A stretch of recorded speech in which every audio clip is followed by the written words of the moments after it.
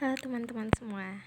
Oke, sesuai janji aku ya, untuk khusus bagi teman-teman akuntan yang bekerja di SPPG, aku akan menjelaskan semua, misalnya dari juknis, terus teori, penjelasan tentang template-template laporan keuangan kayak gitu. Nah, dalam video ini aku mulai dari penjelasan singkat tentang juknis terbaru, yaitu 401 ya. Ini aku menjelaskan khusus bagi akuntan SPPG aja. Nah, sorry. Kalian bisa akses filenya. Ini udah aku kasih barcode-nya untuk kalian akses filenya.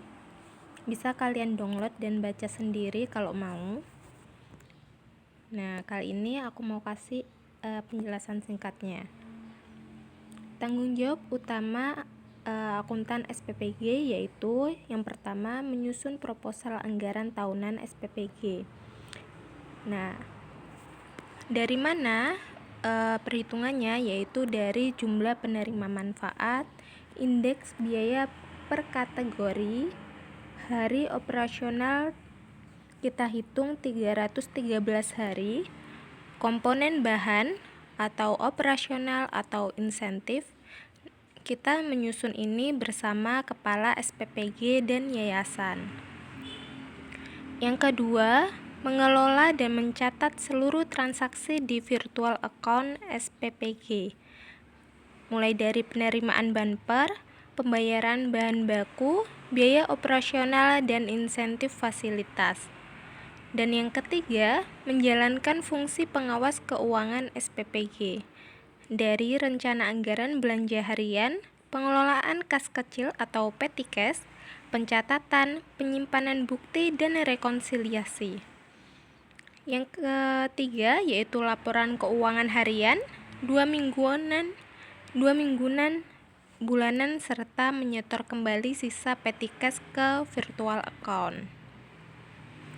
Nah, di bagian administrasi dan pelaporan, kita harus menyusun dan mengarsipkan base dana, kwitansi penerimaan bumper, tanda terima dana, kontrak sewa, nota pembelian bahan, bukti pembayaran insentif relawan, tanda terima penyaluran MBG, serta buku neraca besar, buku bantu petty cash, buku bantu dana operasional, buku bantu bahan baku, buku bantu insentif fasilitas, dan daftar nominatif insentif relawan, serta menginput data penggunaan dana harian ke SIP PGN atau Dialur basis auto top up, dan menyusun laporan 2 mingguan dan bulanan sesuai format pada halaman 30 di juknis ya.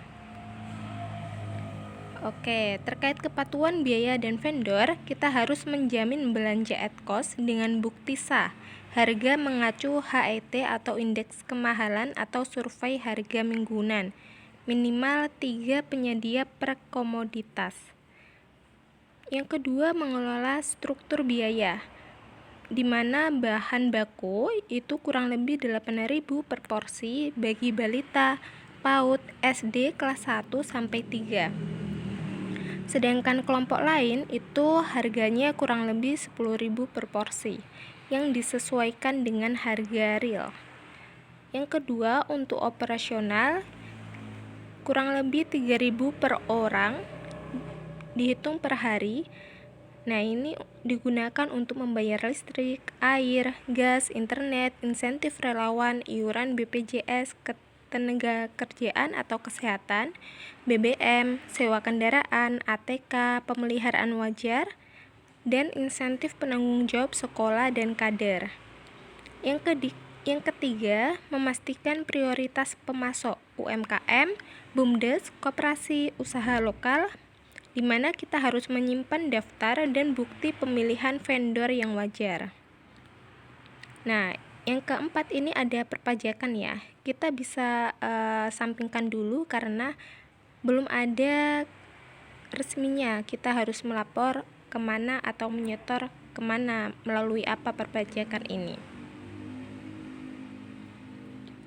Nah, di akhir tahun kita harus menghitung sisa dana per 28 Desember, yaitu membuat setoran kembali ke kas negara dan BES pengalian sisa, dan memasukkan ke laporan pertanggungjawaban akhir tahun.